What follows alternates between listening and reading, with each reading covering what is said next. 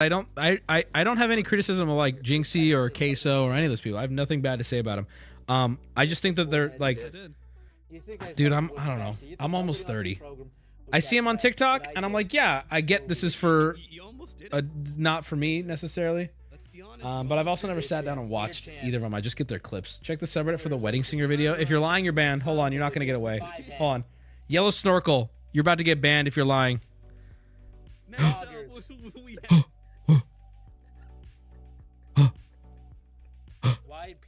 Wait.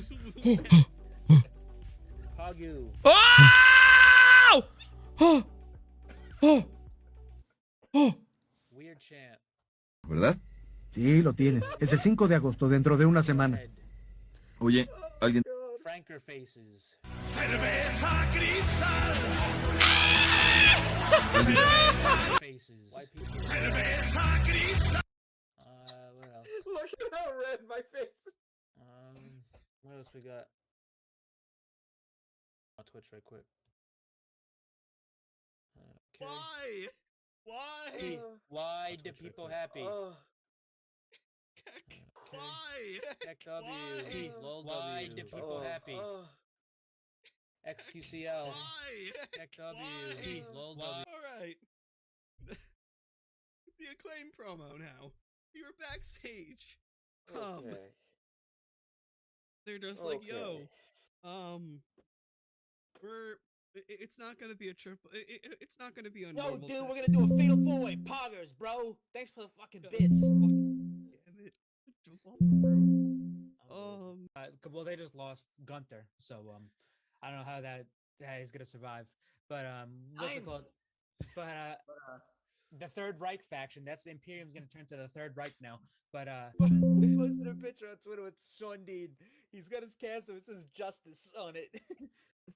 and then somebody says Hook is some fucking girl says on Twitter, Hook is what? Stokely, I hate your ball ass so much. And then Big Stoke on Twitter goes, wow, Hook will pay for his crimes. It was confirmed that there was a forearm fracture which required a cast. I am distraught. I rolled dice with my left hand, so I'm please don't make me sue this company, Tony Khan. Please, you know that a portrait of your father that's hanging in your office? Well, once I own this company, I'm replacing it with a big-ass photo of James Brown. Yep. Every time you see the Godfather of Soul sweating in drug-fueled rage at the Apollo, you're gonna think of me. Sounds pretty miserable, bro. Do the right thing.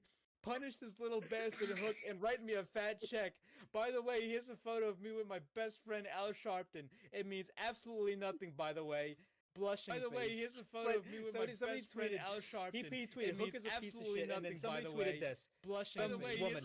I dated a 5'8" guy who taunt every jack. Oh wait, I dated a 5'8" guy who taunt every jacked. 6'3" bro he met until they pulled their first back to beat him up. Whereupon my ex would go, hey, come on. I'm a little guy. I'm just a little guy. No, it's just also my birthday. I'm a birthday boy. It somehow always worked. And then Stokely just quote tweets it. Fuck you. Tony Brown, but who the fuck's in the background? It's Hook. It's fucking Hook.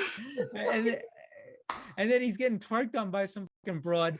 My t-shirt money is now in the ass crack of some fucking stripper. So thanks, Hook. But I don't but Jesus Christ, this is the greatest fucking thing I've ever seen. Clip it. Oh, but actually, hey, it worked out in the long run. I actually do hope they make another season, actually, because I would love to see the American Dragon on Total Bellas start memeing on John Laurinaitis. You have live footage of John Laurinaitis in his living room calling somebody in his underwear saying, "Hey, bud, you fired." What did Max Caster say about me? Like I'm embarrassed the fact that I'm hosting a post show for this crap. I'm proud of you, Carl. I love this. We did our Valentine's Day post of Hooked on You, but it was mainly for Jamie Hayter and only Jamie Hayter. It's not right. It's not right. It's fucking trying to build an account and we get this bullshit on the account. Great. But so follow a simp account. Okay, but here's the thing, because those people, this is networking. This is We easy actually networking. follow. You got Simp Zach, account. it was a business decision. it's to a follow business. It's a business. You wrestling have to simp, follow these okay? people. This is like following. If you want a Stan account, you got to follow the other Stans. And I know, listen, but, like, when you shit, get big, you I- get rid of them. You I get fo- rid of them after that. It's over with. I open up our Instagram and the first thing I see is pro wrestling I don't simp, and look I'm at like, that. what is this? I don't look at that. It I don't was look a at that stuff. business decision. It's a business okay? decision because that guy promotes us, and then when we don't need him anymore, we toss him aside. That's what happens. This is- Go by. Yeah, well, we got go so fucking slap it on a t-shirt and continue to use the move forehead. Unpretty. This guy just say I'll take fucking kill switch. forehead. What? This guy say forehead. You Yes, I did. did. You think I fucking wouldn't catch that? You think nobody on this program would catch that? But I did. For weird. You almost didn't. For weird. Let's be honest, you almost didn't. Weird champ. Weird champ. This is what we resort to here. All right, next up, Unbelievable. Five head. Next up, Poggers. we have Why people happy? Pagu.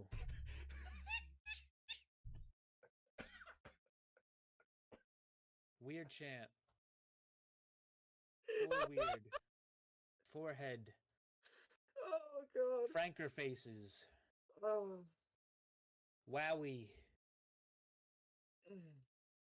Why people sad. What else? Look at how red my face. What else we got? Let me go on Twitch right quick. Okay. why?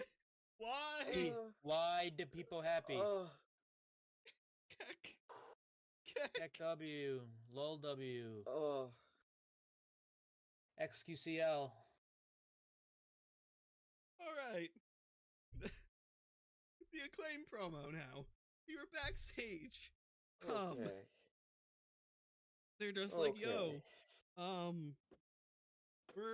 it's not gonna be a triple. It's not gonna be a No, normal. dude, we're gonna do a fatal four-way. Poggers, bro. Thanks for the fucking God. bits. Fuck, damn it! Jump off a roof. well, they just lost Gunther, so I don't know how that is gonna survive. But what's it called? But the Third Reich faction. That's Imperium's gonna turn to the Third Reich now. But He posted a picture on Twitter with Sean Dean. He's got his castle. It says "Justice" on it.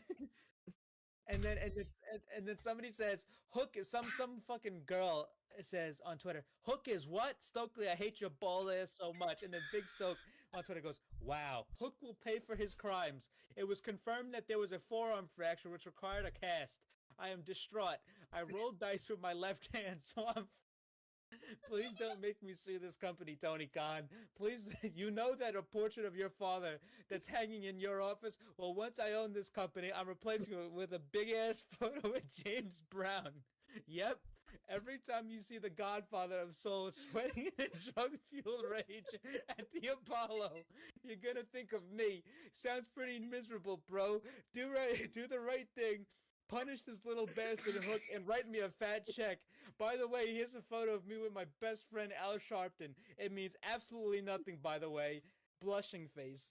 But somebody tweeted, he tweeted, Hook is a piece of shit, and then somebody tweeted this. Some woman. I dated a 5'8" guy who taunt every jack. Oh wait, I dated a 5'8" guy who taunt every jacked. 6'3" bro he met until they pulled their first back to beat him up. Whereupon my ex would go, hey, come on. I'm a little guy. I'm just a little guy. No, it's just also my birthday. I'm a birthday boy. It somehow always worked. And then Stokely just quote tweets it. F you. Antonio Brown, but who the f***'s in the background? It's Hook. It's fucking Hook. And then he's getting twerked on by some fucking broad. My t-shirt money is now in the ass crack of some fucking stripper. So thanks, Hook.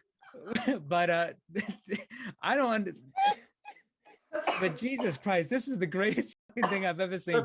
Clip it. Oh, But Hey, it worked out in the long run. I actually do hope they make another season actually, because I would love to see the American Dragon on Total Bellas start memeing on John Laurinaitis. You have live footage of John Laurinaitis in his living room calling somebody in his underwear, saying, "Hey, Did bud, Max, you fired." what did Max Caster say about me? Like I'm embarrassed the fact that I'm hosting a post show for this crap. I'm proud of you, Carl. I love this. We did our Valentine's Day post of Hooked on You, but it was mainly for Jamie Hayter and only Jamie Hayter. It's not right. It's not right. I'm trying to build an account and we get this bullshit on the account. Great. But So follow us. It's Wednesday, guys. You know what that means. It is time for your second dose of the Pro Wrestling Injection right here on the Pro Wrestling Injection YouTube and Twitch. I say second dose because our pre-show led into our post-show led into the wee hours of the morning. And, well, Mike, I'm saying for your audio, don't have to give me a thumbs up on my audio. I know my audio is going to be crispy. All right. Aha, there we go. So that, I now need to fix the properties of this. There we go, because I couldn't hear you. Okay, speak now so I can see the levels pop up. Hello, everyone. There we go. Okay. I was muted on the initial. Okay. Yes, okay. As always, I'm here joined by my illustrious panel of co-hosts. We have Mr. Marathon Mike, and down below, the Goon Christian. We have a hell of a show to get into, but we have two bits of news, two small things. I'll just go off with the first one. Jack Perry, the scapegoat, is now a part of House of Torture. Damn, some excursion he has. By the way, hello, Tom, while Christian's gathering his thoughts. I don't know what to say. Because, number one, it's not a very big secret that nobody in this country really likes the House of Torture or finds it entertaining. It's been the worst thing about New Japan for a couple of years now. However, the reason why they get so much time and they get so much merch and they get so much acclaim and new members is because the Japanese fans fucking love it. They got voted the 4th in like a top 10 factions of the year last year. They got voted 4th in Japan. It's like, I don't know what the fuck. Because it's literally the antithesis of everything that is Japanese wrestling with all the interference and all the constant bullshit. But I guess maybe because it's been so ingrained in Japanese wrestling that it's just match, hardcore, crazy fucking high caliber work rate match. Maybe it's because this is finally something not that. Well, I mean, obviously they've had other stuff like that before, but like this is like the biggest not that in a while. So it's like to us as American wrestling fans or Western wrestling fans saying that, like instead of like back at the start of AEW, oh, we're done seeing the gimmicky bullshit, all the interference. We wanted something different from WWE, so we wanted to see more high caliber work rate matches. It's basically made kind of like, I don't, it's not really, but it's kind of like the opposite, but I don't fucking know. I mean, he should stay there for a little bit, because that's going to do really well for him in the ring. And House of Torture, I don't like it. I mean, it's come to the point where I was like, I never skip matches and I never talk about matches that I haven't watched. However, like if you've seen one House of Torture match, whether that be an Evil Show, Yoshinobu Kanemaru, Dick Togo, fucking, I guess, I mean, Jack is now, I don't know if Jack's, I mean, it happened a show, so I don't think Jack would be spared from this, but if you've basically seen, I mean, the main one, it's basically Evil and Show, Yujiro and Dick and Yoshinobu, I mean, they're kind of just side players now. And Ren Narita, actually. Ren Narita is not a side player. So, like, Evil, Show, Ren, and now Jack Perry. They all have it's all going to be the same type of match. So, I'll see how this plays out. I'm going to keep my eye on it, but, that motherfucker better not bring them over here. I'll tell you that much. God. Or then we're going to have a problem. All right, we're gonna have a big time problem. I'm gonna Brings see him- Jack Perry. I'm gonna see Jack Perry backstage, and I'm gonna take a page out of Punk's book and be Brings like, him "Hey, into a forbidden door. You are hopping the fucking barrier. bro, you got me fucked up. If I see Evil at a forbidden door, bro, it's over." Like, that's it. Getting kicked out of Arthur Ashe. Woo. It might be like Seth Rollins and that fucking and that guy, bro. That's when I see Evil, bro. I'm My kidding. God. I'm kidding. That's a joke. I'm not gonna do that because I'm not a fucking Mentally, you retard. will, just not physically. Mentally, well, yeah, it's like So I'm not a retarded wrestling fan like 99% of wrestling fans. Also, Christian just tweeted out, I got a new car tonight, so hashtag champ shit. So we'll talk about that later because Oh there my was God. there was a fucking crime Grand committed. Theft. I got a new Hashtag car. GTA shit. There was a crime committed on this show. So I mean, it wasn't the NXT parking lot, so it wouldn't have been a fucking double murder, fucking manslaughter charge, fucking indictment, espionage, Speaking of homicide. It's Speak- fucking I don't know. speaking of the TNA parking lot, I think it's like this was a report that The go who? The NXT NXT parking lot. you mean? NXT parking lot, that would be the TNA parking lot, because TNA was going to do allegedly rumors they were going to do filming at Full Sail. It's not Full Sail. They haven't been in full. NXT hasn't been in Full Sail for like 3 years. No, but the dangerous parking lot is the fucking Performance Center parking lot. But in the case of the NXT parking lot, it was done at Full Sail for some of them. Yes, some of them, but not But- what the fuck it is now. But 2.0, all of a sudden, the fucking NXT parking lot became fucking goddamn fucking no man's land. it's You- it's If you don't this, carry a though. firearm, the fact that nobody hasn't been shot in the NXT parking lot is a goddamn national miracle. So, but on track, back on track to kind of what I was saying. It was reported that I think TNA was trying to get a new place to film, and they were gonna try to get Full Sail. Yeah, I know, but they ain't doing that shit. That would be like, hey, going back to Full Sail for filming stuff would be fun. Hire Scott Demora back first. They should get that straightened out before they even. Oh yeah, fucking think about it. 100%. But I'm saying going back to Full Sail for filming is pretty good because it gives those college kids more internship hours that they could use. Because I'm pretty sure they get interns from the school to help out. But all right, You're already going to school. You're already going to school in Florida, so you might as well kiss your money goodbye. So there's that too. Next up on the Little news bit. docket is Sammy Guevara has been suspended again. This time it comes out the wake of the match he had with Jeff Hardy on Rampage, where he landed on Jeff Hardy's head, causing concussion, and then Sammy still hit his go to hell on him. Yeah, this during has, the quote concussion protocol. Yeah, was this going. got to be. I mean, I think this is precautionary. I think it's just a safe face because this had to be straightened out. Because number one,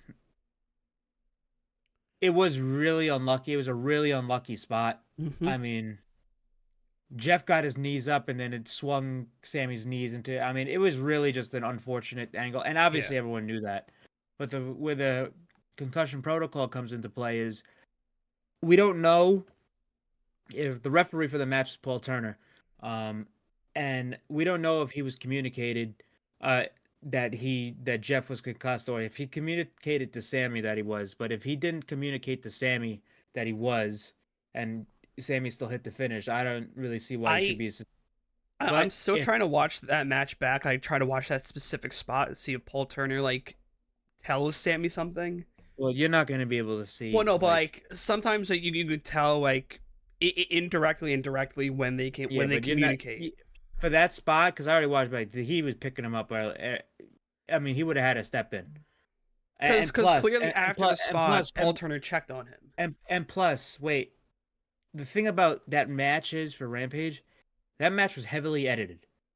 Because Rampage is heavily edited. We don't know if that was how it really went down, because right after the shooting star, they cut to a replay of it. So, and plus, there could have been at least I don't know, for like 15 seconds of downtime in between that spot, and we just don't know because it was a tape show. Yeah, like we would just need a Yeah. video from the arena. That would literally be it. Which But, everyone only has the initial spot itself. Nothing yeah. else. So if Sammy was told that he was concussed and go home, then he probably shouldn't have hit his finish. But we don't know. It's over. We'll see. But the last guy who got suspended from this company is now in the House of Torture. So Sammy, she needs to send his T-shirt size over. See, that's a great punishment. That's a great fucking punishment. It's a great somebody. punishment. Hey, listen, if you want to screw around and you want to get suspended from the company, you go into the House of Torture, buddy. Get ready to learn Japanese. All right? That's I mean, that's kind There of where it also has to was a video that happened like that was posted like earlier in the week of like Jack Perry setting himself on fire too. Like stunt It happens. firework with like the gel and everything. Yeah, it happens. All right. So that's really it. No other groundbreaking news to cover besides the stuff that we will talk about when we get into the show. Very newsworthy show tonight. Very. Oh yeah. I'm seeing And it's some gonna be that funny way. ass memes of And it's gonna Kenny right be that way next week as well. God, there's so many Kenny Omega memes that I'm seeing right now, and they are making me smile. All right, so we kick off tonight's show with I forgot. I didn't take notes. I was too We busy kick off- preparing this stream. We kick off tonight's show with a brand new intro with Oh. a new theme song and Brand a new new entrance everything. ramp and all that jazz, or new entrance setup, I should say. New graphics. The new tunnel everything. is back. New everything. New audio, which I noticed they put the entrance audio. So I always noticed this about AEW. So like the entrance audio, would basically just be from the camera, and the music from the entrances would just play through the camera. Now they're playing like an actual track of the entrance music, like how WWE does. And I noticed that because a few times the audio was really fucked up a lot, and like they were screwing with the audio. So I feel like they were getting used to, because this was the first time they've done this, and because WWE that's why all their entrance musics are really loud and really clear, and AEW did it for the first time tonight. So that's why there was audio issues. I mean, it was kind of easy to spot. But yeah, everything looks good. It's like an upgraded version of the original Dynamite. Like not logos, but the Dynamite graphics, like with like the paint, and all that stuff. Like the paint and the mist, the colored paint and mist. It's kind of like that, but like it looks like more like NXT like 2.0 no type color see, scheme. I wouldn't say that, because like NXT 2.0, I mean, that was like rainbow for like a couple months, and then they got away from it. Plus AEW, with the rainbow stuff, and like they're using the same colors as they did originally. And like if you ever, I don't know what to call, like neo or like neon, not neon, but like if you ever played Mario Kart and you ever played the track Neo Bowser City, that's neon. That's no Neo. It's Neo. Oh, it's Neo. Shit. Okay. Yeah. Neo Bowser City. If you ever see, that's what it reminded me of. Like it's just that type of like color scheming. But yeah, it looks good. I mean, the tunnels are back. I'm so happy about that. I don't really. I mean, it looks good. I don't really have an opinion besides it looks good, and it's cool. Like I don't really care, because I watch wrestling shows out of a fucking parking lot, and like I like watching wrestling shows out of gymnasiums and bingo halls, and I mean GCW shows I've watched in like a damn dive bar where you can't even, the hard cam is fucking all the way up here. It's like I don't really care what it looks like. Just give me some good matches. Yeah. But it looks good. But our first match of the night, our first match, the kickoff was what, Mike? Because I didn't take notes, like I said. Well, we started off with Tony Schiavone in the ring, our boy. And next thing we know, he's announcing Swerve Strickland. And he comes out, That's right. cuts promo with after the Prince Nana dance, obviously, which, full disclosure, I do get up off my couch and do the Prince Nana dance every single time Mark. he comes out. You're goddamn right. And he cuts a promo saying, Christian, take it away. Huh? Why are you kicking it off to him? Because he does a much better job of explaining things than I do. All right. So yeah, Swerve. I do it for a reason. I do. Swerve's out here. I just help us lead in. I do nothing else. Nana's out here, and they're saying, "Listen." Basically, Swerve's saying, "Listen, I screwed up. I did not win, but it felt different. It felt like you guys were like cheering for me, and this was the first time that like Swerve's been kind of a babyface for like a little bit, and the fans have treated him like a baby. But this is the first time he's had a real babyface promo, and he's officially a full-on babyface now. I mean, it's been time to have him and Nana go babyface. I mean, that's just where they're at. I mean, there's no turning the crowd at this point. But I mean, he was talking about how this feels different, and he's gonna go after Joe no matter what, and he's gonna take the title. And then Joe comes out, he flashes the title, he flaunts the title, and he's talking about how he's talking real tough, he's talking real hot about how he almost won something, but he didn't because I'm standing here, still your champ. And he says, listen, you're gonna have to get back to the line, all that stuff. But then here comes the Undisputed Kingdom, all members, and Adam Cole cut the promo. He was talking about how Roddy won the international title, how the Kingdom are the greatest Ring of Honor tag champs ever, and how Wardlow is going to challenge Joe next for the world title, as we suspected, because of him winning this match. Side thing, I'm pretty sure, seeing now Cole here twice, I think he probably beat Final Fantasy Rebirth. He probably He didn't. No, he didn't. I did not I've played more than What? I've played more than any YouTuber, and I am not done. He probably had some. He probably got a code I watched early. his stream. Wait, has he been playing it on stream? Yeah, he is. He's about 12. Has to be about 15 to 20 hours in. I'm 72 hours in. I'm not done. I thought maybe he would have had like a stream save, and then it's a 100-hour game. He ain't done. He ain't gonna be done for months. I'm just saying. Yeah. I just thought maybe he has a stream save file and then a personal save file to play off stream. No. I'm telling you, there's nobody who played more on Earth more than me. By the end of day 3, I had damn near 40-something, 50 hours on the game. Jesus. And I wasn't even halfway. And I wasn't even halfway through. I'm at one of the 5. What in the original game, where this game ends, because it's a part 2 out of 3. Where this game is said to, it's close to where this game is said to be ending, and I'm 72 hours in, and I've done everything. All right. And I'm not done. So there's like, even if you guys play a casual playthrough, you guys would not be beating this game for at least 2-3 weeks if you played regularly. I mean, fair enough. Yeah, that guy. I miss the days of putting 100-hour save files into a game. I've done that with Power World, almost 200 hours. Nice. Yeah, the only reason I'm doing that for this game is because it's my favorite piece of medium ever. Oh, that's my favorite fair. thing ever. It's like I just recently rebought Borderlands, like the 1, 2, and the pre-sequel for my Switch, so I can play that on my drive to North Carolina in 2 weeks. So yeah.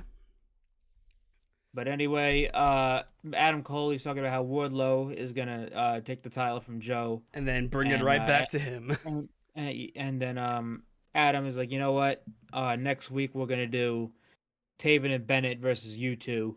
And then he's like, and then Swerve's like, why can't we just do it right now? And then Adam Cole's like, nah, And then Tony Khan's like, nah, we're No. doing it now. No, Shivani was like, but actually, Well, Tony Khan said it. Well, Tony Khan said it. but Shivani related and spoke it. Yeah, well, yeah. Tony Khan said, nah, and we're doing it now. So they did the match now. It was actually cool how they worked the match. Joe basically took the match from the start through the picture-in-picture. Then Swerve got the hot tag, and completely mopped the floor with Taven and Bennett, and basically upstaged Joe.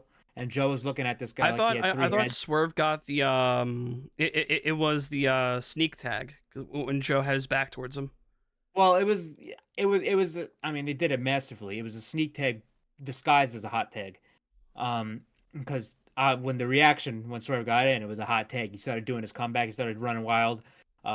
He completely upstaged Joe. Joe looked at him like he had 3 heads, and that's where they went. That's where they went off. Actually, they didn't. What's it called? Wardlow came down. Swerve started yelling at him. Joe put out Swerve, and then started staring at Wardlow, setting up him and Wardlow for big next business. week. A big business next week, which I didn't expect. I thought they would have did a small mini program heading into Dynasty just as a buffer for Swerve. But I don't know if that match is going to happen on Dynasty, Swerve and Joe, but because I don't know if I don't know if Joe's going to hold it for this less of a time, but I don't know if they're going to change course, or they might want to get the title on Swerve faster than I thought they would. Because they probably have big plans for Swerve now.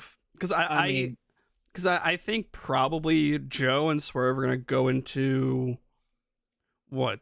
Double or Nothing is after Dynasty? I mean, yeah, after Dynasty is Double or Nothing? Yeah.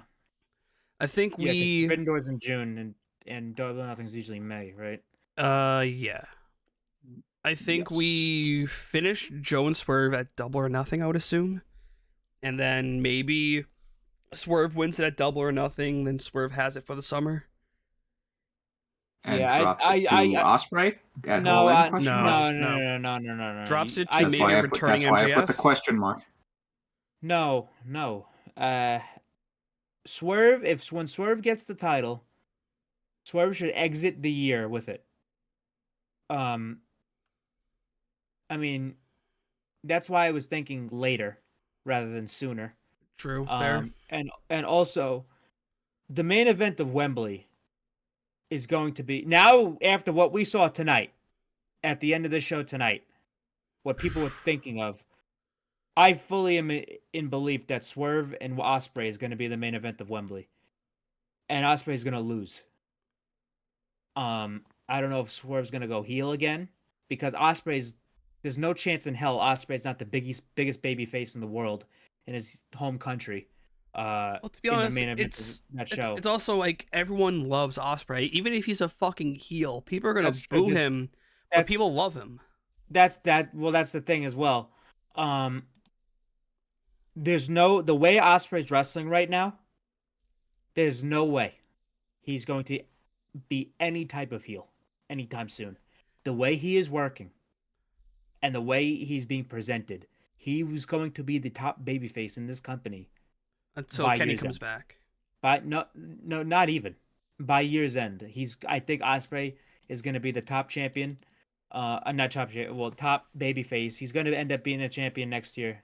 But I just don't think you do it at all. I don't think Swerve gets a fucking 3-month run as the world champ. I think Swerve needs to have somewhat of a run, and I think by the end of it, you could turn him heel again, and then have Ospreay beat him. So with Ospreay, I don't want to see him get the world title like straight away. I want to see him like I don't want to see him with the TNT. I want to see him with the international title before world title. That's just me being very honest. I would rather. I'd rather not, because number one, that's gonna take away shit from guys. I mean, like Roddy has the title right now, right? Mm-hmm. There's a lot of guys that could benefit from having that title. I mean, I'm talking in the future, because obviously Roddy just won it. But there's guys in like somewhat the mid card where they're in Roddy's position, and they could benefit from that more than they would Ospreay. Because number one, Ospreay is a main event guy. Day one, he's a main event guy. It's just like I'd rather because I don't want to see like someone of his caliber. Yes, deserves the world title, but I don't want to see him immediately get thrown into that picture down the line. You don't need a secondary mid card title to not be thrown in that scene. They did it. I mean, they've done this already. They did it with MJF.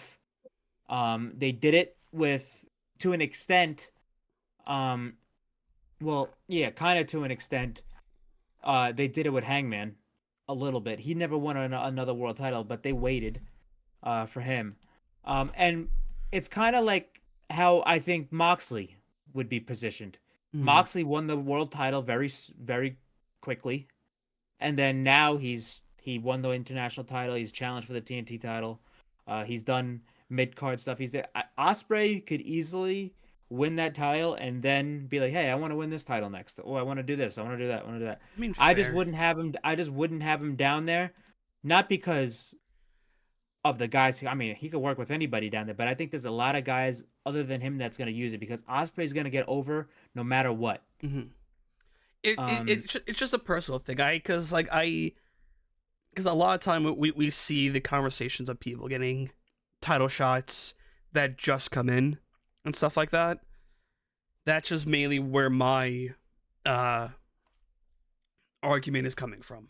Yeah, it's just, Ospreay should not get the title anytime soon. I think well, not anytime soon, but like if they want to do it at Wembley, I'd understand that decision. Well, I would like to see him even challenge, or next year at Revolution. Like I like to see him even challenge for the international and not win. Like do that. See, that has to be way down the road, though. That has to be way down the road. Well, yeah, I'm not saying like do that like. And they gotta be months. They have to be very, very careful with that because you can't have Ospreay out there and go and fucking lose to like Roddy or Orange Cassidy or something like that. Well, Orange Cassidy could get his win back from him, do something like that. He could, but not anytime soon. Ospreay, the way Ospreay is wrestling right now, and the way he's being positioned as the best wrestler on the planet. There's no, I mean, he's not going in there and losing an international title match against Roderick Strong or any other guy right now, or whoever that may be in a couple months.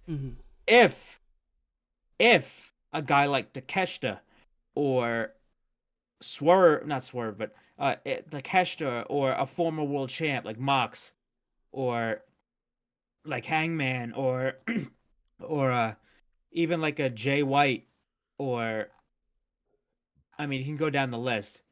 If you put him in the ring with guy or like Pac even, you feel like that I'd understand. Like if he's losing to guys like that, that's fair. Then that's okay. But I mean, I'm not trying to gatekeep who you should win or lose to. It's just there's the way, and it's not saying this because I disagree with you. It's just the way the company is positioning him right now, and how he's being spoken about. That's off limits right now. Because you can't, because after tonight, that's just after the pay-per-view and after tonight, that's just a taste of what this guy's going to bring. Do you realize, I mean, we're going to talk about this later, but I realized during this match, I'm like, Jesus Christ, it's not going to be every week, but I'm used to watching Ospreay at odd hours of the day on New Japan or watching him paying for Rev Pro shows or other types of indies. I'm like, these type of matches with Ospreay are going to become very common on Wednesdays, on Saturdays, maybe even Fridays and AEW pages. Ospreay's not going anywhere. He's full-time AEW. I'm not saying he's going to have fucking crazy ass killing himself matches every week, but I'm saying like this guy's going to be on television in a prime spot every week. That's like people who haven't seen him have no idea what they're in for. Well, it's like tonight, no one. Well, yeah, and like when those people realize this, that they're seeing like Ospreay is something else. Like there's few wrestlers I look at and I say, hey, this guy is, I don't have any words for it. Like it's past generational. Like this is like a century level talent. Like I've said that about Omega, I've said that about Danielson, I've said that about Okada, I've said that about Ospreay. Like these guys are like there's no duplicating them. This is I mean, they say state of the art. This is state of the human race when it comes to professional wrestling with these guys. So you have to be careful how they're positioned. Yeah. Right. I mean, they already have the model with Omega and Danielson. Obviously, there's other type of shit that coincides with that, with Danielson winding down and Kenny being hurt and Kenny being kind of winding down from the style he did. But Ospreay's in his prime. This is going to be very common. So we'll see how this goes, but besides that, we'll see how everything shakes out with this. But after this, we had a backstage vignette, and we had Renee in the back interviewing Hook, and then Chris Jericho walked up to him and said, "Listen, your father dumped me on my head in my first ECW match back in the day, and you dumped me on my head on the pay-per-view. So we kind of have like a connection. We kind of have connection with that. And he just kind of called him the real deal, and you knew that wasn't going to go unnoticed. So that was obviously setting up something, but we'll talk about right now, because then we had Hook versus Brian Cage in a FTW rules match, which means no DQ. And I just want to point out Brian Cage's gear. He looked great. It was King from Tekken. My favorite character. I actually have a King Funko Pop over there. That's my main in Tekken 7. Yeah, I see. Tekken was the only fighting game that I never really got into, but I always loved King. I like watching Tekken more than I like playing it. Because it's pretty much it's like a fighting it's like a wrestling fighting game. I love watching competitive Tekken. Competitive Tekken's fucking awesome. But funny enough, that was the only fighting game I had growing up, Tekken Tag Tournament. And then I accidentally sat on and broke the disc. Imagine doing that and not keeping your games like. Imagine. I was I was also like 7 at the time. Imagine not keeping your games protected. You didn't find me doing that. What? You didn't find me doing that, buddy. Well. Yeah. So we had. I mean, you weren't a careless klutz when you were 7 years old, so. Well, I was, but I still protected my games. I tried to. But it's unless I was playing them into the ground. I was always a Smash guy, which I love Smash to death. I love the franchise. I'm ashamed of the community. They're a bunch of pieces of shit. They're almost worse than wrestling fans. That is a low bar. Do not compare Smash fans to wrestling fans. Oh, no. At least wrestling fans aren't pedophiles. Well, we don't know that for sure. Well, there's been a few cases. Those two are not mutually exclusive. I retract my comment. You will not sit here and tell me to try to give credence to what. Listen, these are both bottom of the barrel dirt. Of course, just both of them don't know what the fuck deodorant is.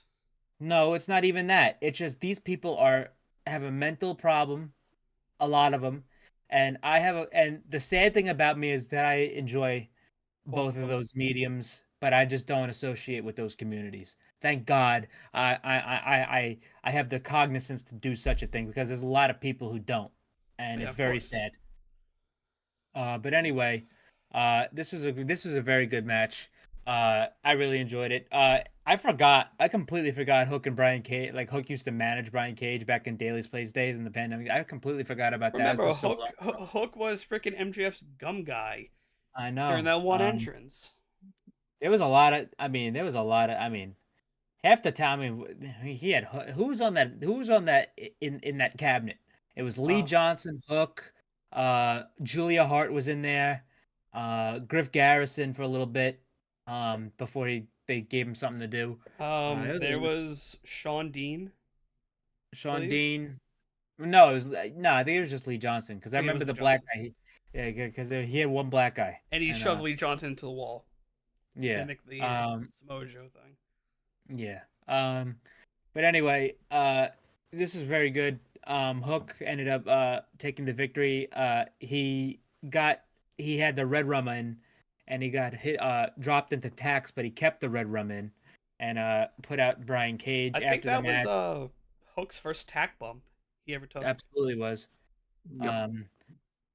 After the match, Bishop Khan and Tony Leona, the Mogul Embassy, hit the ring and beat down Hook. But here comes Chris Jericho to make the save. So it looks like Jericho and Hook are going to be doing some stuff later, which I think that's I don't agree with that. I think that's perfect right now because Hook's in a spot where, listen, Hook is very good and people enjoy Hook, but people aren't clamoring to see like, oh my God, we got to see Hook versus this guy because it's going to be a match of the year Because candidate. Hook is like a special attraction. Yeah, he's like an entertainer. So if you put him with Jericho, you're not asking Jericho to go in there with fucking like a bunch of these high work rate guys and give you a crazy ass thing. But like, I think this is perfect for something for Jericho to do right now. Because as many people piss and moan online about Jericho, guy ain't going nowhere. He's the highest paid guy in the company. They're getting their money's worth out of him, and he's one of the most storied wrestlers there, and he's a proven draw to the company because of his legacy and what he's done. So all this bitching and moaning about Jericho, listen, what do you want them to do? Do not use their fucking top paid guy? Come on, dude, really? But anyway, after the match, we had a update for a tease of a huge announcement from the AEW. Huge Huge announcement. We'll be in the ring after this. For Matthew and Nicholas Jackson. They just took the piss out of the Tony Khan ones, and I loved it. Bro, I was laughing pretty hard after this. that was fantastic. These guys are having so much goddamn fun with this gimmick. It's not even funny. You could see it. Because the heel pucks are the best ones. They're so funny. Also, like it's because they're doing everything says they are. Like everyone says they are. It's so ridiculous. But after this they showed a recap of Revolution. Then they cut to the back with Trent, Chuck, and Orange, and they said because they already said there's going to be a tag tournament coming up because obviously the titles are vacated. But we have Trent and Orange Cassidy going to be tagging in this tag tournament because Chuck is hurt. Still, yeah. He's hurt still. They must have been thrown through a fucking loop today after seeing what Okada did. I guess. I mean, Chaos. I don't know what. I mean, I guess Okada's out of Chaos. But anyway, that's this. I think they're gonna go full on ahead in that tournament with the tease of Trent and Orange Cassidy having problems because they've done that. Like they've done a little bit of that. Like for like a couple months now. So I think that we're gonna really see it come to a head here. But then after this we had a kill switch of the Patriarchy versus Daddy Magic, and Daddy Magic got his ass beat by Kill Switch. No surprise there. And then Daniel Garcia came out to make the save. Nick Wayne started beating him down in the ring. They scurry up to the stage, and here comes the return of Adam Copeland. Adam Copeland is back. He hits Nick Wayne in the back with a chair, and Kill Switch, and then he starts chasing after Christian. He's chasing this guy all throughout the arena, throughout the backstage area. Then they get outside, and Christian throws some sorry ass driver out of his car. And some extra trying to get home after he just got paid. Rosario Grillo just got another broken leg. He just goes full Grand Theft Auto. I love this guy out of the car. He takes his car and he drives away. And the best part about this, it was easily missable. He fucking holds the TNT title outside the window. Jesus Christ. Also, just peep the thing I just shared in the group chat. It's pretty funny. But what's it called? Christian, he takes off, and Copeland says, "Hey, we're gonna finish this where it all started, because that little bitch just ran away. But we're gonna do this. We're gonna finish this where it all started in 3 weeks in Toronto, in an I Quit match. Cage versus Copeland 3 I Quit match in Toronto. So that's going to be very exciting. Can't wait to see that because their last match at World's End, that was the best match on that show. So very excited to see them again. After this, we had Kyle O'Reilly in the back. Kyle, he was talking about his return. He admitted that he never thought he would be here again. He didn't think he would be able to wrestle again, but he is, and he's back. And he was asked what he said to the Undisputed Kingdom, and he basically said, "I can't really like, I have respect for them, but I can't really join anything, and I have to do this alone." So he's going to be going off on his own and doing his own thing. I do think in due time, I don't know if they're going to go right into it, but he'll circle around back to the Undisputed Kingdom. Not join, but I think he'll feud with Roddy. And I think he'll wrestle Roddy for the international title at some point. And obviously Adam Cole's involved in that. So we'll see where that goes with Kyle. But after this, we had the EVPs, Matthew and Nicholas Jackson. And what the fuck did these guys get? The Cody Vader. The Cody Vader. They had it. They had it at Evolution. But Revolution. Revolution. I didn't know Sting was a woman. But anyway, they had the Cody Vader. They come out. They start doing their pose, and Matt's like, "Come on, the pyro." They got Cody's pyro. The Cody pyro is back. It's because they saw like everyone talking about the Cody Vader. They're like, all right. Cody Vader, the Cody pyro. I mean, all that's missing is a story that is yet to be finished. But they have to come out with like a white dog now. Oh shit! Can't be. It can't be like. It should come out with a little white poodle like Cosette from The Sopranos that Christopher sat on because it crawled under there for warmth. Kenny just tweeted a picture out.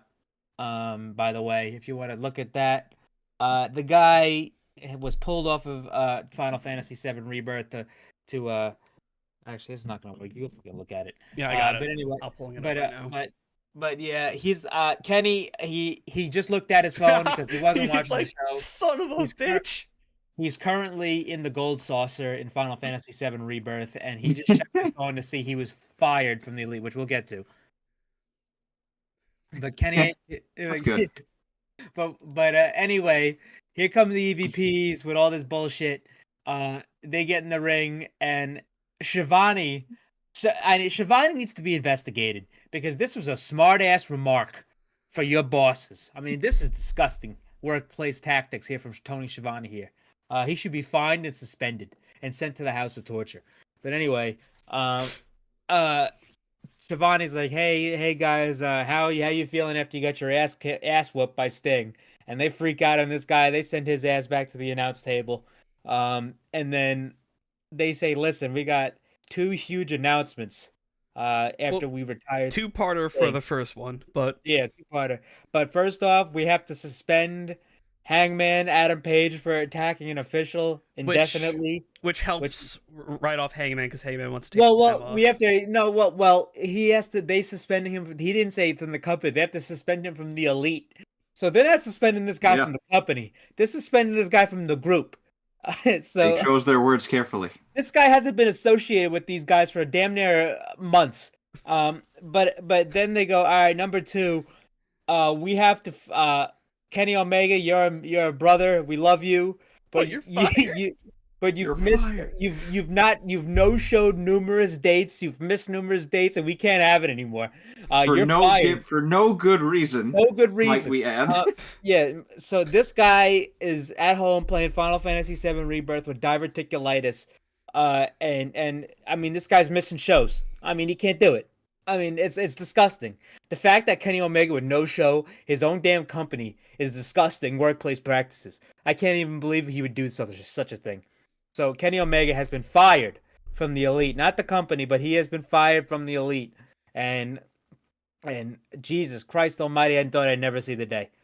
But number 2, they declare that they're gonna win the tag titles by winning this tag tournament. And I'd have to stop right there. Like, can't you just like automatically just like put yourself in the finals. You already did that for the rankings. I'm like, don't you run this place?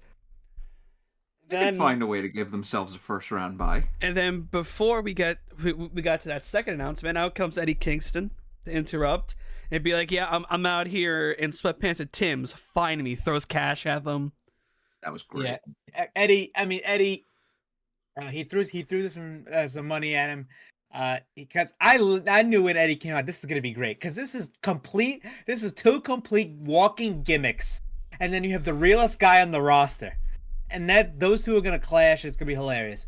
Well, see, okay, see, so Kingston is real until you put like a pie in front of him, then it's over. Then what the fuck? The Reese's pie. Remember that whole entire spiel during like I think it was backstage. You don't remember that? Oh, I remember With that. him putting the promo on the cookie? No. Like he was trying to eat. Idea. He was trying to eat, and they had to have him do an interview. He was like, I heard there's Reese's pie back there, and like now. Oh, I don't know. Cause I thought you were saying something like, damn, dude. I think I remember that. Like that was like it's another Sopranos reference, but I'll never forget when Ralph Cifaretto, Vito spat for Vito. Vito was like, I could barely keep my mouth shut, and then the fucking Ralph goes, unless there's a salami sandwich around it. That's what I got from there. I'm like, damn, bro. No. I wasn't making I was doing a callback reference. I know what you mean. That caught me off guard. The pie's always going in catering. It's the first thing to go. But anyway, Kingston, he throws the money at him, and then he attacks Nick, and then Matt ends up giving him a low blow. But then the Buck's about to hit the EVP trigger, but then all of a sudden the coin drops. And here comes Kazuchika Okada in a suit. In a suit, which should have been dead giveaway number 1. It wasn't like how he appeared to fight Hangman with Jay White. He came out in a t-shirt and sweatpants. Came out in a suit, and he showed up, and he's everyone's going nuts. Kingston's like, all right, shit. So they get ready to fight the Bucks. But then he held Kingston's waistband, and then he turns around and gives him a fucking rainmaker. Kingston's face was beautiful. As soon as his waistband got grabbed, he was like, "Ah, fuck." And he gives him the rainmaker. The Bucks are fucking smiling and laughing. They go, we forgot to mention number 3, our new business partner and new member of the Elite, Kazuchika Okada. And they're going to be in action on Collision. All right, so number 1, first off, this was one of the best ways they could have ever debuted Okada officially, because obviously Okada's been in the company before. But Okada is obviously very storied and very, very good friends with the Young Bucks. Half the reason AEW exists is because of Okada, because he's the one who brought them to the Bullet Club and brought them to New Japan. And this, I love Okada's face when he hit it, because Okada does that fucking stupid ass face. That stupid ass face. Every time he does some stupid shit, it's lovely. But they start hugging him. He does the Festus stare. It's incredible. But Okada is hanging out with the Young Bucks. He starts doing his pose. Matt starts picking up Eddie's money and throwing them on him like they're Okada dollars. But the best he's pose, smiling. though, he's smiling. He's shaking their hands. The one on the ramp is the best pose, with Okada doing this and then them doing their Bucks pose. Yeah, but I will say this because I've watched Okada for many, many years. I've missed few Okada matches over the last damn near fucking decade. But Okada has done heel stuff in the past when he's wrestling another babyface, but Okada has never, and I mean never, really. He was caught. For his first month or 2 in New Japan, he was a little bit, but then he won the world title, and then it was all full speed ahead from there. But Okada was never not the top babyface, and in New Japan. Obviously I'm not counting the TNA excursion because that was a shit show. But Okada's never really been a real full-on heel. This is the first time is going to have a heel run. Isn't like the first inkling of like a showing of a heel Okada was with I forgot the guy from Noah that what's it called? Kaito Kiyomiya. Yeah, like that was like a little bit. That was kinda, but what that was this kid Kiyomiya was basically talking like he was the new Okada, and he took a cheap shot at him, and Okada basically said, "Listen," he reminded him who the hell the real guy is. Yeah, that was basically company warfare too. And even then, Okada was more of a hero in Noah than Kiyomiya ever was. But I figured I'd just put that one out there. Because I preface this like he's done heel things in the past when he's wrestling baby faces. Because Kiyomiya was the biggest baby face in Noah.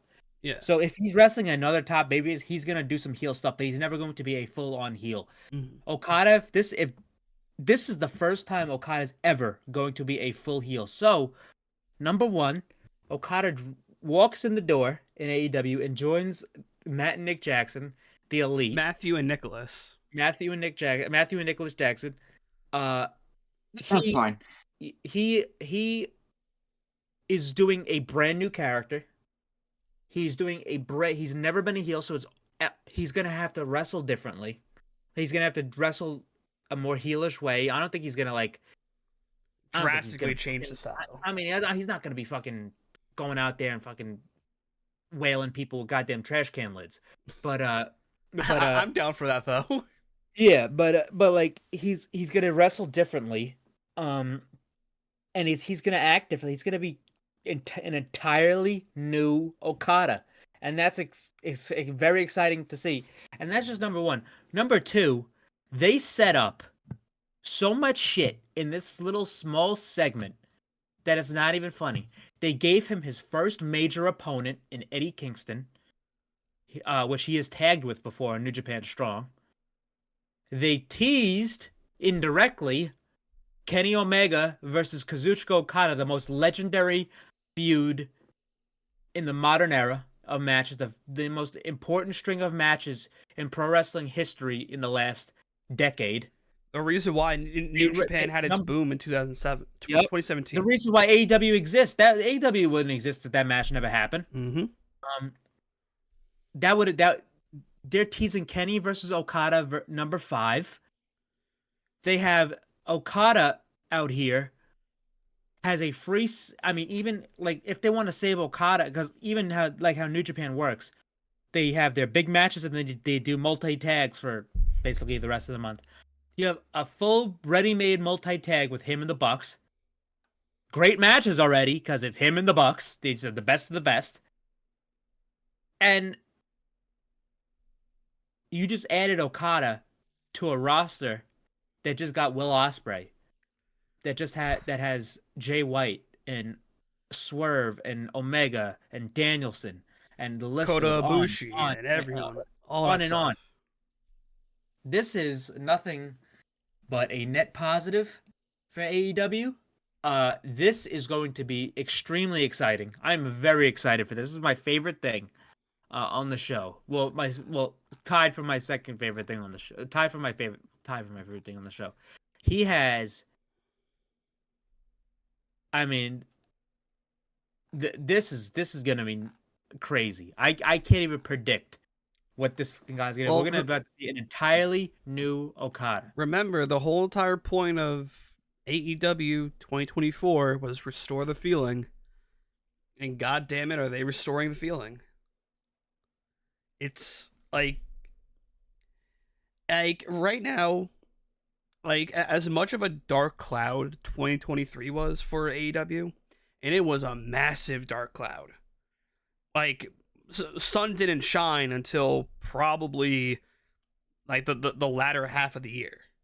The sun didn't shine. Right now, it is freaking blue skies, green grassy hills, and a fucking rainbow to top it off. It is. It feels good right now. I mean, the wrestling business is is doing very well right now. And let me tell you something. everyone says this, even about any, you could say this about any company, because like TNA is doing well right now. WWE is doing the best they've ever done since I don't even know when, the Attitude Era maybe. Financially, it's the best they've ever done. But everyone has to be reminded of this. You have to sustain this, because guess what? Those dark clouds, they're going to come again for everybody. WWE, how great they're doing, it's going to be shitty again one day. There's going to be AEW is going to be fucking shitty again one day. TNA is going to be shitty again one day. That's how it works, but you have to sustain what you do best. And if you do that, you'll survive. That's how you have longevity. Look how do you fucking think TNA survived this entire time? They have a pay-per-view called Hard to Kill, because guess what? That company was hard to kill. They didn't do a lot of things right, but they did what they needed to survive, and that's what needs to happen. But it feels good to be a wrestling fan right now, because if you watch any promotion anywhere, you can watch whatever you want. It's all great right now. There's nothing bad about it right now. All right, unless you really like the NWA, but after the Elite segment, what do we have next, Mike? We had yet another debut recap from Revolution for Ospreay. Go ahead, Christian. Yeah, one last thing about Okada. Okada, it has been confirmed he's still living in Japan, so his availability week to week, I don't doubt that he's not gonna be around, because he's gonna be on Collision this week. But I think he's gonna be around, but like he's not gonna be around as much as Ospreay. They're gonna have to, but they're gonna have to be choosy on what type of storylines they do if he can't travel that often. Because obviously this guy just had a kid last year. His wife's a very successful voice actress in Japan, so I don't think it's gonna be like RIHO, where she shows up for like 2 months and then's gone for 6. But like obviously Okada's in a different league than that. But we'll see how it goes. But this is very exciting with Okada here. So and I thought they would save it for big business because of the Rainmaker thing. But I could see on Collision them announcing maybe his first match. His first match on Collision, but maybe his first singles match against Kingston on that big business show. Salamonster must have some sources, because his YouTube thumbnail before Dynamite even started tonight is Okada making his debut, and I'm just like, what do you know? PWI Insider reported it today that he was. Yeah, he was in Los Angeles and he made his way. I didn't see it. I mean, they would say that was being. I mean, this was expected either this week or the next week, so I didn't really mind at all. Also, the guy that post from is like the minivan guy, the chauffeur, posted an empty car seat now filled with Okada. So after that we had the recap of Takeshita and Ospreay. If you have not seen that match, fucking find a way to do it. Hell, go to Watch Wrestling and watch it illegally, for Christ's sakes. Seriously. That match was fantastic. It's up there with some of my favorite Ospreay matches, and I still have my list of New Japan stuff to go through. And my favorite Ospreay match was him and Shingo 1, which was just fucking beautiful. But this match, so good. Highly recommend it. Match of the year contender, if not match of the year itself. Tonight's Ospreay match, even though it was TV time and everything, felt like a match of the year contender as well. They definitely probably TV match of the year so far. Oh, absolutely. Yeah. All right, TV match of the year. Yeah, absolutely TV match of the year. I mean, the only one I could think of was Darby and Takeshita. Oh yeah, pretty good. All right, now after so we had Kris Statlander versus RIHO, and honestly, this was a really good match. This was a very good match. I mean, when this was announced, I mean, obviously, this looked great on paper, and it was. This was a very good, very, very good match. Happy to see RIHO back in the fold, back in the thick of things. It's that, I mean, obviously she's one of the best they have. Very, very good match. But the finish came from Mr. Stokely Hathaway.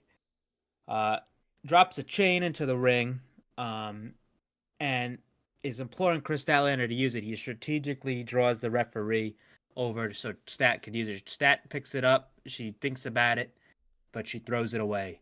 and then she gets rolled up by RIHO and So- loses. So, so- where this is go? Oh yeah. Go So ahead. I think where this is going in the direction of the first time we're gonna see Statlander use that chain is gonna be on Willow.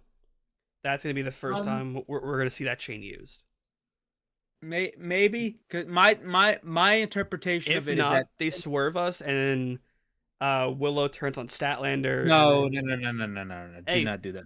Hey, never rule anything out of the possibility. No, I'm no, I know, I understand that, but I fucking would not turn Willow at all. I don't like Willow is too big of a baby face right now, and you have a heel. You have the biggest women's free agent there is, who's most likely going to be a heel coming in, whose last match was with Willow Nightingale, and have history. So I think you keep Willow that way for a little bit. But also Willow is just she's so like lighthearted and babyface right now. Like they can make a lot of money with Willow as a babyface. Like even like I've seen a lot of kids, like their kids really love her, and stuff like that.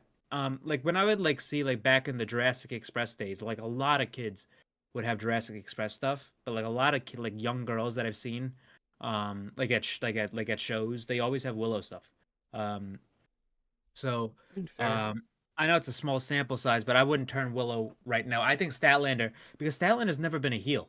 I think Statlander would do well, really well. Oh, as a she heel. will, but I also like I like the idea of like of an actual swerve. Oh, happening. I like it too, but I the only reason I wouldn't do it because what I you always have the most like unlikely person become a heel. That sounds but like money for I them. don't. Yeah, but that's to me that's a swerve for the sake of a swerve.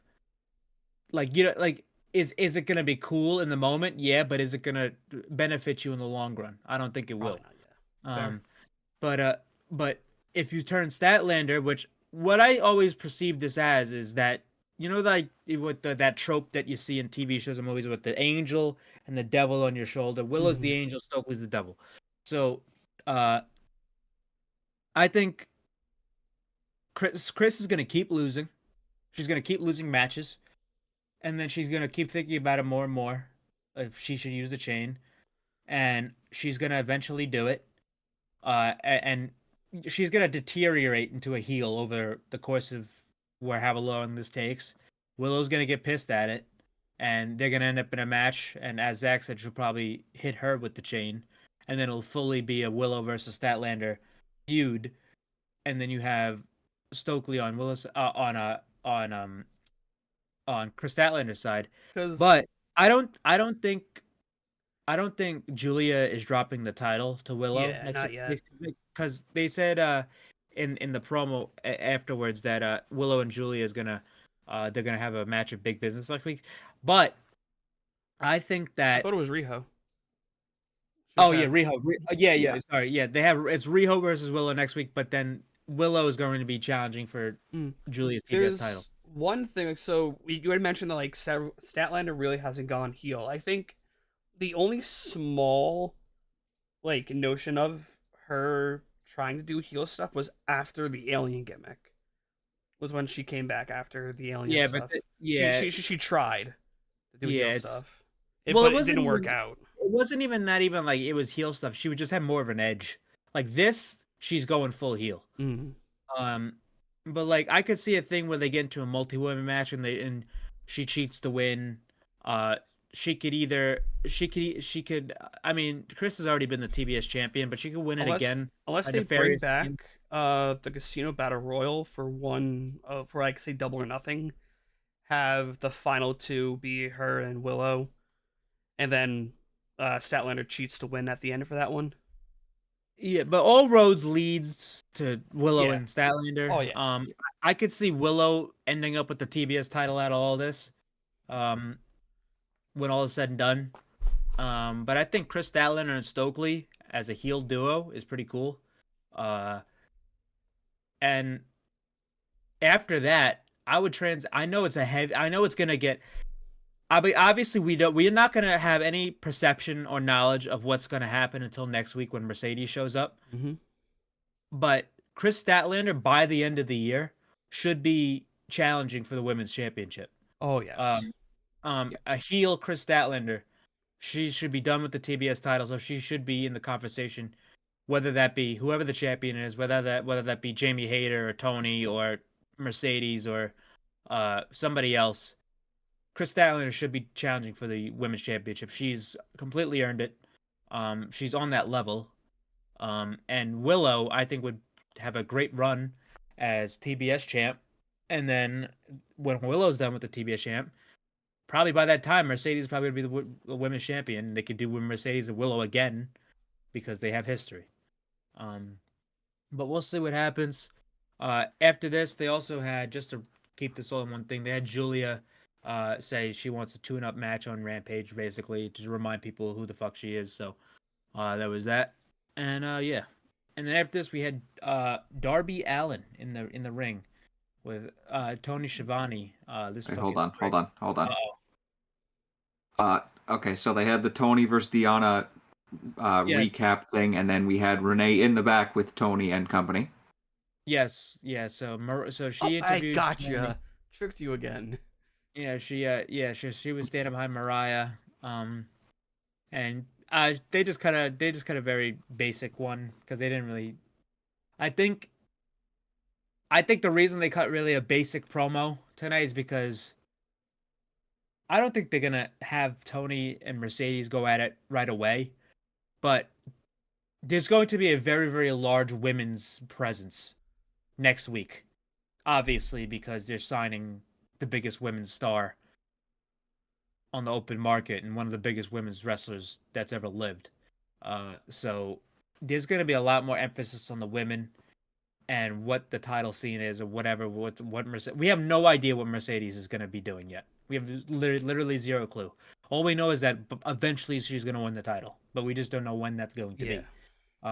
And like we're talking about women's championship plans, like Mercedes isn't even involved, which she will be. So we'll see what happens. But yeah, then we had Darby and Schiavone, Cavani. I have a bad feeling Darby is not making it out of Everest.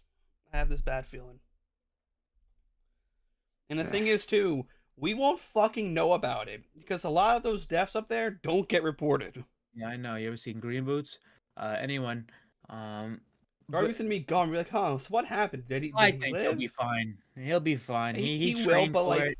But there's that little bit of me that's like very scared because even the people who climbed trained for it. All right, so this guy trained for it. He's going with a team. He'll be all right. He's gonna be good. Darby makes me feel a little more confident knowing that he's gonna be with the team. Well, yeah, you thought this fucker was to go solo climb. This is Darby Allin we're talking about, so yeah, a little bit. Okay, he's not that fucking stupid to do a solo climb of Mount fucking Everest. I mean, he would be that tallest insane. Mountain in the world. Are you even allowed to do that? I will Google. Rob, you're probably allowed to. It's just probably not highly recommended. You're Googling this right now, aren't you? No solo climbs.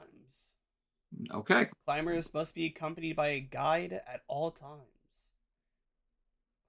Climbers have a summit of 7,000 meters peak prior to attempting Everest. People over the age of 75 are banned from climbing.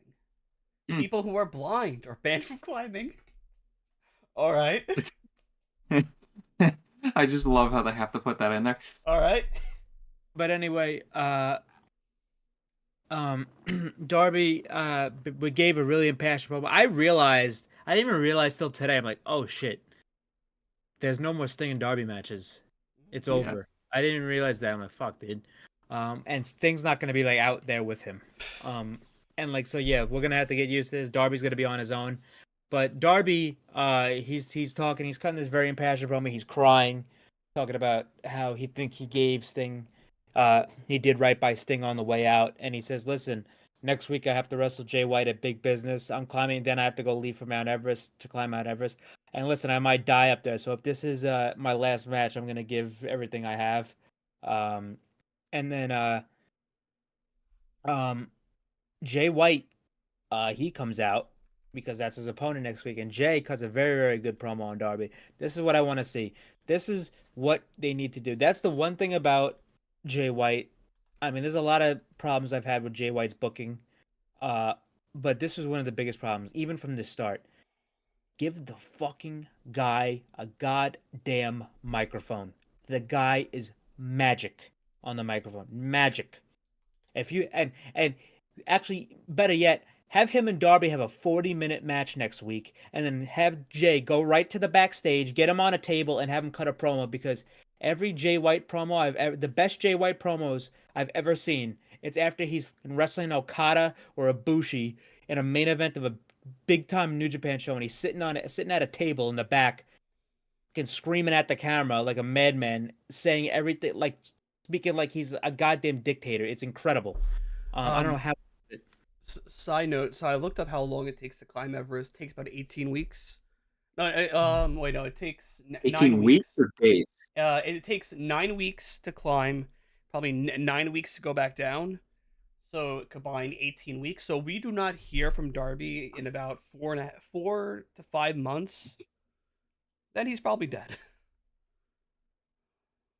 No, Sting will go up there and just fucking Sting will be like, no, I'll go get him. They should have like a helipad up there, like halfway, but like, all right, like wherever it's safe to have a helipad, just get one over there. Just come down and just like, yeah, all right, we'll fly it back down. But no, so yeah, so it takes about 4 to 5 months. So if you do not hear, so if we don't hear from Darby between then, the unfortunate happens. 6 months grace period. He'll be all right. But okay. Anyway, he's gonna be fine. But anyway, Darby and Jay White, they're face to face. Jay White's like, listen, we don't have to have this match. You could hang out with the Bang Bang Scissor Gang. We got a nickname for you. Yeah. Darby Scissorhands. You can. It looks like you've played with your scissors in your day. And I mean, look at the shirt he's wearing. But anyway, but Jay was talking about this, and then Darby goes, "Hey, you done?" And then Jay's like, "Yeah, I'm done." And he's like, "Listen, all you've done since you got here, basically said, you main evented the Tokyo Dome twice. You sold out Madison Square Garden, and what have you done since you've gotten here? Because I don't believe the hype. So show me that, Jay White, next week." And I really was glad that he said this, because that means they're aware of how Jay White should be handled. Yeah. Because Jay White doesn't need to be doing what he's been doing. I can expect they gotta get right. They gotta get back on track with Jay White. I can he's expect, playing, and Darby even mentioned he's playing with fucking cardboard cutouts. I'm like, that's all you've done. I could definitely see that next week's gonna be one hell of a match between those two. Yeah, they're gonna leave nothing on the floor. This is going to be a real coming out party for Jay White, for people who maybe have just tuned in and haven't seen a lot of what Jay White can do. Because Jay White is the last guy who needs a coming out party, because the guy's already one of the best in the world. Mm-hmm. But Jay, he leaves, and it set up that match. But I really like this. This is really good. It feels like they're getting back on track with Jay White, which I am very appreciative of. Oh yeah, and after and they mentioned Come Alone, yeah. So it looks like there's gonna be no interference in that match, which is gonna be good. So after that, we had what, Mike? You mentioned Julia and Sky in the back. After that, we had the House of Black cut a promo on Mark Briscoe. Because Mark Briscoe almost burned Buddy Matthews' face off. Almost burned like the people who have seats right there.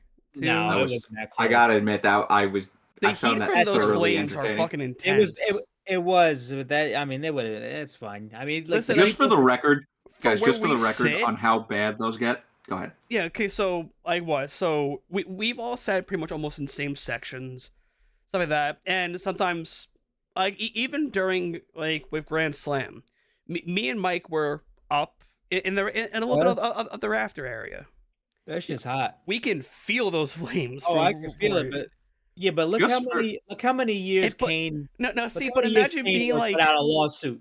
We're good. Hold on. Speaking of lawsuits, actually, fans are trying to. I know the glass. I mean, get that ain't AEW clean. have It ain't liability, motherfucker. Do you Negligence. not like AEW before every show starts has a liability claim already set? They go, we are not responsible if you get in the way, if you get hit by any objects. We are not responsible.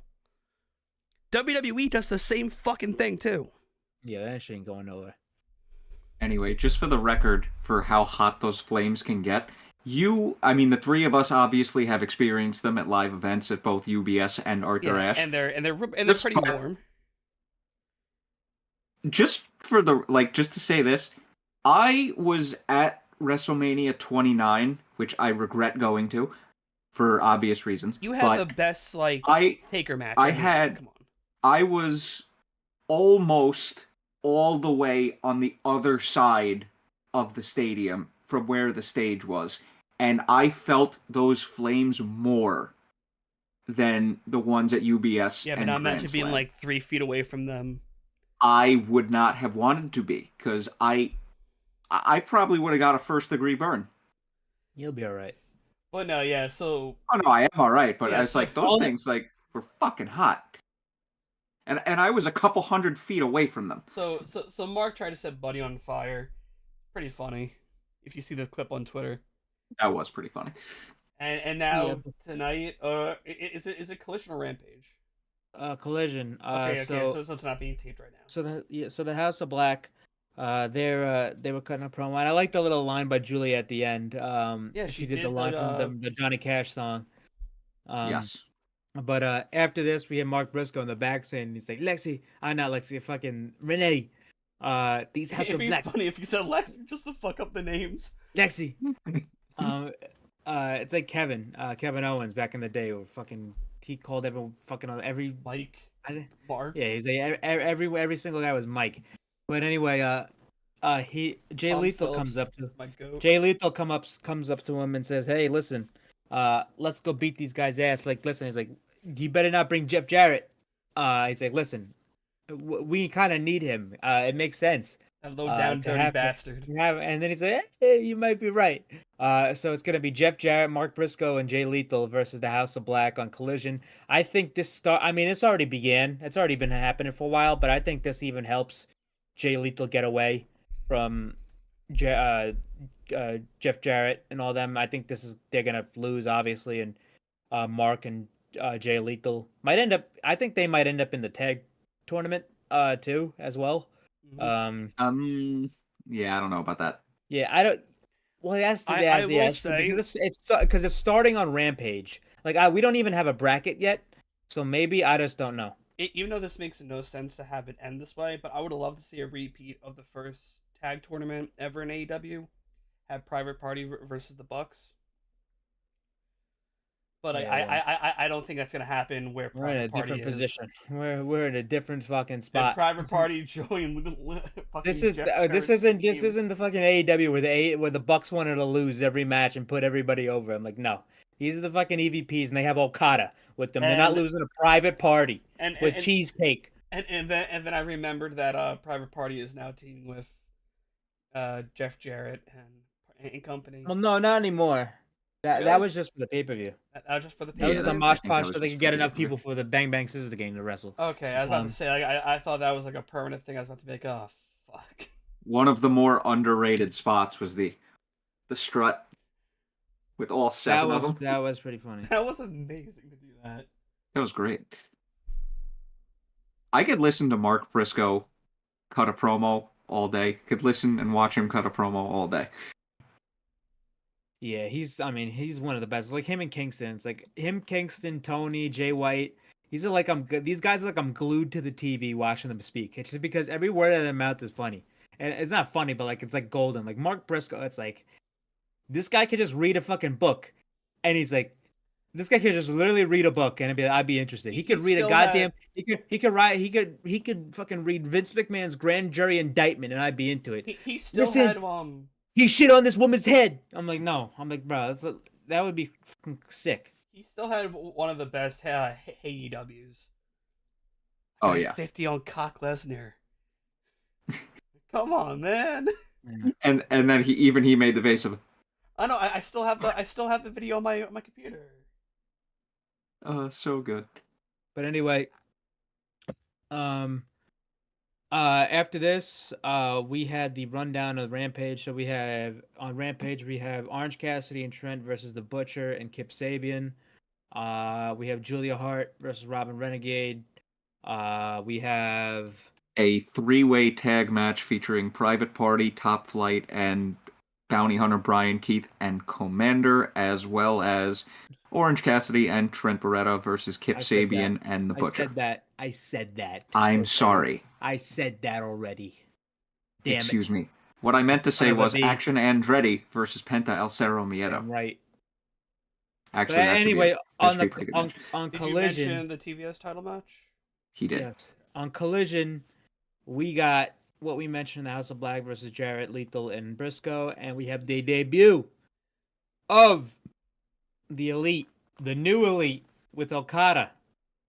The Okada Elite, the gold. I mean, it couldn't. See, that's the thing. It can't even be like the Golden Elite because Okada was a lot of gold because they did that already with Ibushi. So this could be the fucking. The Elite What? 2.0. They should call this the office. 2.0. They should call this the front office, the middle management. Round 4. The EVP Elites. Actually, what Yeah, about the? Actually, no, I take that back. That was terrible. Round 4, it makes sense because like it helped starting of AEW. Grassroots. They're just gonna call him the Elite because it's gonna dig at Kenny. Because like Kenny and the Bucks are the Elite. Like Hangman, I'm not Hangman, but Okada. I'm like, bro, what the fuck? Like these guys were in Kenny's corner for all the matches that him and Kenny went to war with. Him and Okada, all those wars. I mean, Jesus Christ. But anyway, we also got Bryan Danielson versus Shane Taylor. Yes. We will have Mariah May in action. Yep. And I missed the first thing that was announced on the lower left of the screen. That was the 6-man tag. House of Black versus Lethal, Jarrett, and Briscoe. Yeah. No, that there was something before the Mariah May thing on TV because I know I missed the first thing with both Rampage and Collision. Well, it was something. It was something, all right. It was definitely something. Let's take a look. I'm trying to see if it's appearing on any of the clips I see. Shit, how do I start this?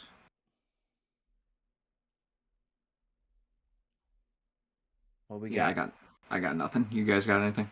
Oh, that's what it is. How can forgot. I forget this shit? I couldn't believe this when I saw this graphic. We have Chris Jericho versus Titan. That's right. Yep. I mean, me and every other New Japan listener, I was probably the only person who shit myself seeing this graphic. Titan is a junior heavyweight from Mexico, from CMLL. He was in the Best of the Super Juniors both last year, well, the year before and last year. The guy is legitimately amazing. He's incredible. He's actually a member of Los Ingobernables de Japón. He's part of the Japan faction with Naito and all them. He's part of the faction. He made it to the finals of the finals of the Best of the Super Juniors last year against Master Wato. He beat El Desperado shockingly in the semifinals. He had the tournament of his life.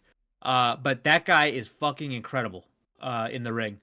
The best way I could describe him, he's like a high-flying submission wrestler. And he's really, really good. And I didn't even think I forgot he was CMLL because he's been in New Japan for so damn long. But yeah, he's a LIJ member and he's gonna be on Collision against Jericho. So I was very happy to see that. I love Titan. Titan is awesome. So that should be really good. And now. But yes, and now it's time for the main event. we had Don Callis on commentary for Kyle Fletcher versus Will Ospreay. And God, what do you want me to do? I mean, what do you want me to do, bro? I mean, you could put. This is see, Wednesday. If This is Ospreay Wednesday. is just shitting great matches out of his ass. Bro, he doesn't even shit. He doesn't even. She farts out great matches now. If Takeshita and Ospreay was your main course, this was your fucking dessert that you had to wait a few days to get. Yeah, listen to this run that Ospreay over this year alone. He's wrestled Okada. He's wrestled that fucking hour and 10-minute long cage match. He wrestled Michael Oku for 40 minutes. He just wrestled Konosuke Takeshita in the match of the year so far.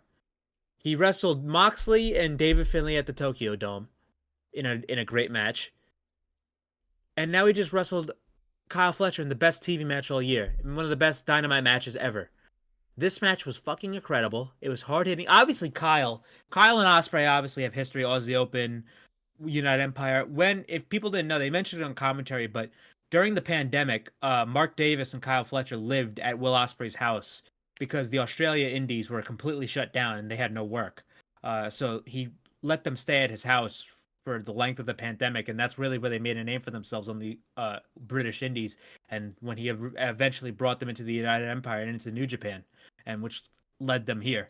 But these two went out there and had an excellent match. I mean, we're not even gonna go spot for spot or move for move and play by play this match down because you just gotta go watch it. It's unbelievable. Mm-hmm. This was a great TV match.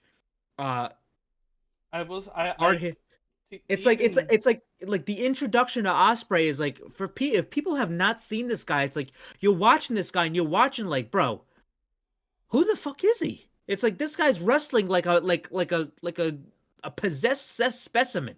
He's wrestling like a if you were to play a WWE video game and you gave your custom character nothing but finishers for his entire moveset. And like, remember the old games? They had the custom finishers. I didn't that just like do you that like for they my could bring, build before stream. Yeah, that like you can like put 10 finishers in one.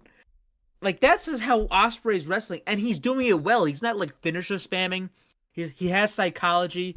He's working the match well. The guy is wrestling like a fucking psycho right now, and I don't know how this guy does it.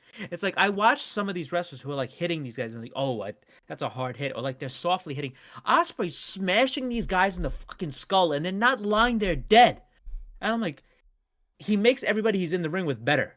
He brings them up to his level, and his level is the peak of pro wrestling right now. So you might mention it's kind of hard for us to go spot by spot, like, but I want to pick out like key points. Like, I love the poison Rana off the top rope, fucking amazing. I loved that was so fucking scary. Yeah. I shit myself. I thought he landed right on his head. Kyle. I also loved the exchanging of the chops. Then Kyle Fletcher immediately hits the fucking super kick. And that was a snug super kick. Those listen. Obviously, everyone mentions like when you wrestle a friend, you're gonna go harder. Oh yeah. But this is literally just textbook Ospreay. I mean, can you imagine what he's gonna do with half these guys on the roster? I mean, they could announce next week he could have like a random match with fucking, I don't know, like Dante Martin, and I guarantee you he's gonna like Dante Martin, or like he gets a random match announced against Ortiz, or a random match against fucking Wheeler Yuta. He's gonna give each of those guys the best match of their career. Him and Yuta might go fucking crazy though. Kyle Fletcher had his best match as a singles wrestler of his life tonight. And Kyle Fletcher ain't no damn slouch. I mean, Ospreay, we're sitting here talking about Ospreay, how Ospreay's the second coming of the wrestling god. It's like, Kyle ain't no slouch either. And Kyle, his elevation from when I first saw him at that first New Japan Royal Quest show, when that guy was a skinny little kid, to what he is now, it's crazy. But the match was excellent. Ospreay won with a vicious hidden blade. He still has yet to hit the Stormbreaker in AEW. Well, he's hit in AEW, but signed to AEW, he hasn't hit it yet. He's been ending his matches with the hidden blade. But Ospreay wins the match. And after the match, after him and Kyle are done embracing, whose music would hit but none other than Bryan fucking Danielson. This, I couldn't fucking believe what I was watching here. Because number one, I don't do this dream match bullshit. I think it's stupid. I don't like dream match stuff. I'm like, there's no, like, because, I mean, anything could be a dream match. Oh, yeah. Anybody could be somebody's dream. Like, I every week on TV, I hear, oh, it's a dream match. I'm like, no, it's not. I'm sorry, it's not. I'm like, no. But this one, I've had in my life 2 dream matches. 2. Not 3, 2. This is one of them. It was Kenny Omega and Shingo Takagi, which has not happened yet.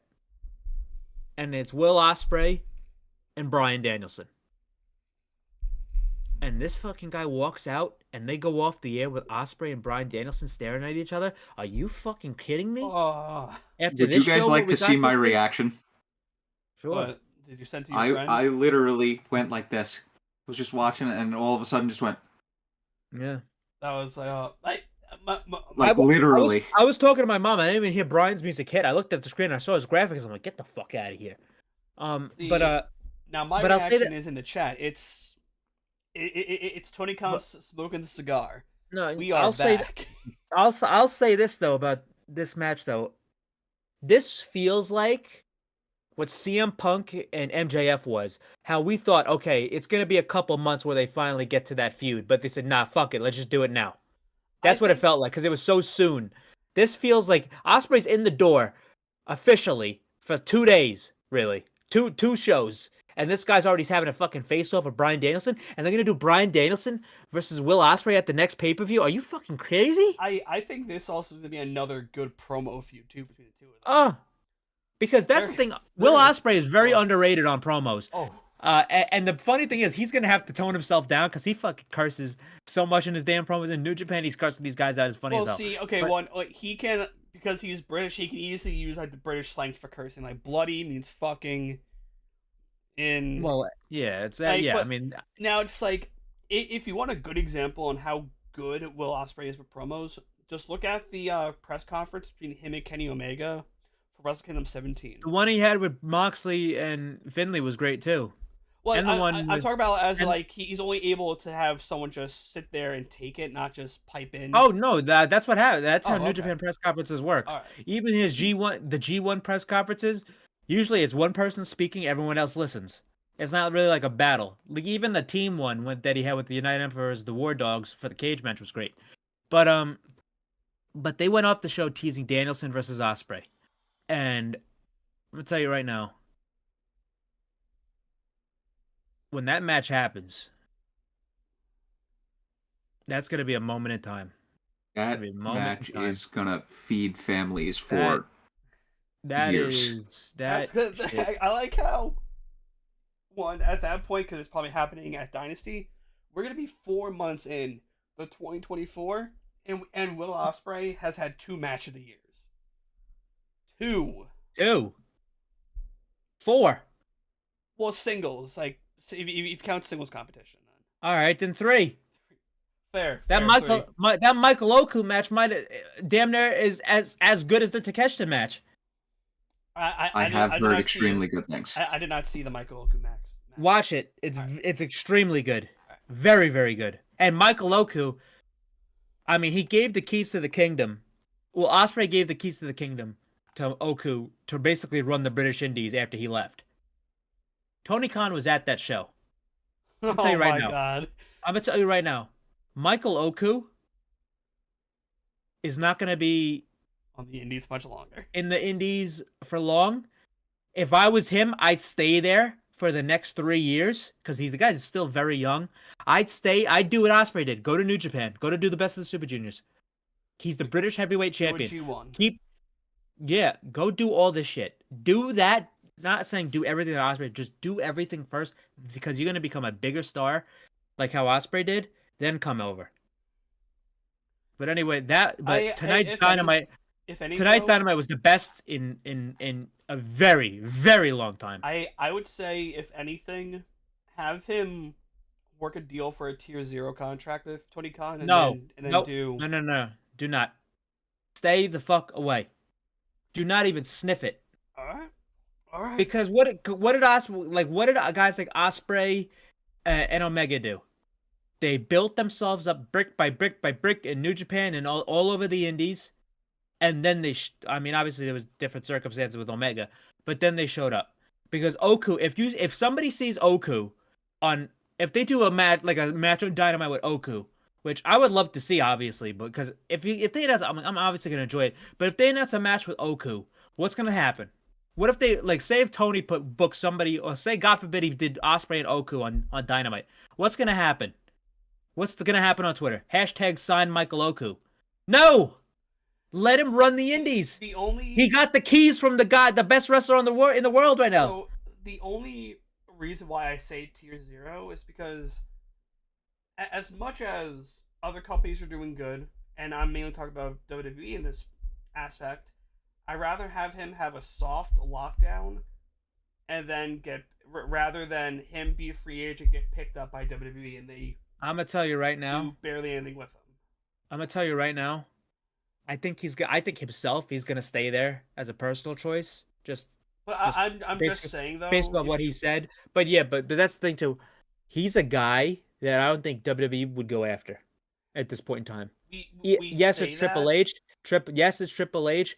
But Oku, if I was Oku, I'd take my ass I'd be on a fucking flight to Japan immediately, because that's where he's gonna. If Oku is not in the best of the Super Juniors this year, then I think it's a really big missed opportunity, really big, because he's gonna ride a wave of momentum right now. If he's not, I mean, he's a lot smaller of a guy than Ospreay is. He's basically he was smaller than what Ospreay was when Ospreay was a junior, because Ospreay was still a little bit bigger than him, but because he's not like, he's skinny. He's a very skinny guy, but like, I don't know if they'll put him in the G1, but he should do the best of the Super Junior. He really should do the best of the Super Juniors. I mean, they're gonna have to get. I mean, Mustafa Ali is damn near a lock for the best of the Super Juniors this year too. So it's like you have guys like that going in there with Michael Oku and fucking Hiromu and Desperado and Teton and potentially Chris Bay, Ace Austin, Francesco Akira, all these guys. So if I was Oku, there's no leader of the United Empire right now. Will gave you go fucking take his faction. They don't have a leader. True. All right, we're gonna lead this on out. Wrestler of the week, I'm gonna give it to Kyle Fletcher. He put on a hell of a show tonight, and he deserves it. Mike. I'll go Will Ospreay for just fucking 2 absolute bangers in 4 days. All right. I'm gonna go with the newest fucking corporate stooge, Kazuchika Okada, big time office guy. I was hoping for Cutler to have a tweet, but he didn't tweet anything out. But Dreammaker put out a Hear Me Out, which is Bucks and Okada versus Hangman, Ibushi, and Kenny. Now that match is something. That would be great, but I don't want that anytime soon. I'm really enjoying fucking Psycho fuck Hangman right now. Christian does bring up a very good point there. Plus Ibushi ain't gonna be back until damn near the fall, because he had 2 surgeries. He still has to get 1 more. He needs both. He needed both ankles, and he needs a shoulder. So Ibushi needs to be repaired, and Kenny needs to be repaired. So you have the walking wounded, and you have a fucking raging lunatic for that match right now. So I think you're gonna hold off on that one. All right. For right now. This was news that broke earlier. JR signed a 1-year deal with AEW. Yep. And Santana's gone. Yeah, Santana's gone. That's a shame. As expected. He's. I think he'll be better on the indies than anything. Hell, and if he ends up in WWE, he's better in WWE. Yeah, I mean, it was a shame that what went down with him and Ortiz, because they could have been a very, very big time tag team. Oh yeah. I mean, that was unforeseen. That's nobody's fault, but like, that's really not any of the fans of the company's fault. Yeah. All right, guys, we appreciate you all. We'll catch you next week. that probably will be my last show doing it live from here, because stuff will be packed away. So Christian, you'll be doing the stream on your end if that's okay, because you have the keys and everything. So I'm probably going to be from my laptop at that point. All right, guys, we appreciate you all, and we will see you next week. Goodbye.